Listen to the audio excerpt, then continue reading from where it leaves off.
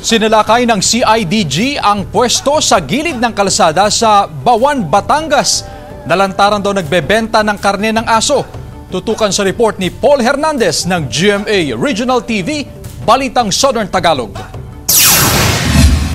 Magkasamang sinadya ng CIDG Batangas at Animal Kingdom Foundation ang tindahan ng ulam na ito sa Poblasyon 3 sa Bawan, Batangas. Tumambad sa grupo ang nakaplastik ng kinalderetang aso na itinitinda ni Shaila. Nakatanggap daw ang Animal Kingdom Foundation ng impormasyon tungkol sa lantarang pagbebenta ng dog meat sa lugar. So we did further surveillance and yun, it confirmed nga na talagang dog meat siya. We coordinated already with the CIDG about it and yun, sila na yung nagano ng plan of operation. 35 pesos ang kada plastic ng laman ng aso, habang 50 pesos ang benta sa ulo nito. May isang buwan pa lang daw sa ganitong negosyo ang sospek. Karamihan daw sa mga suki niya, tagaroon lang din sa lugar. Nahaharap siya sa reklamong Animal Welfare Act, Anti-Rabies Act at sa Meat Inspection Code.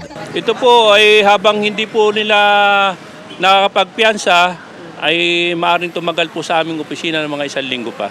Abot-abot ang pagsisisi ng tinderang si Shaila. Nagawa lang daw ito dahil siya lang ang nagtatrabaho sa kanilang pamilya. Ay alam ko naman pong bawal. Siyempre lakas lang po ng loob para po makakakain po lang kami. Sadya pong nakakatakot pero kailangan pong kumain at daya pa na yung asawa at gamot po eh. Mas maghihigpit na raw ang barangay sa mga nagtitinda sa gilid ng kalsada. Yung lahat po ng tindahan na nasa bangketa, wala po silang permit. Lesson po sa amin nga. So kami naman po bilang nakikiusap na magtitinda din na pumapayag naman po yung may tapat. Inaalam pa ng mga otoridad ang pinagkukunan ni Shaila ng mga luto ng karne ng aso. Ite-turn over naman ang mga nasabat na karne sa Animal Kingdom Foundation para mailibing sa Tarlac.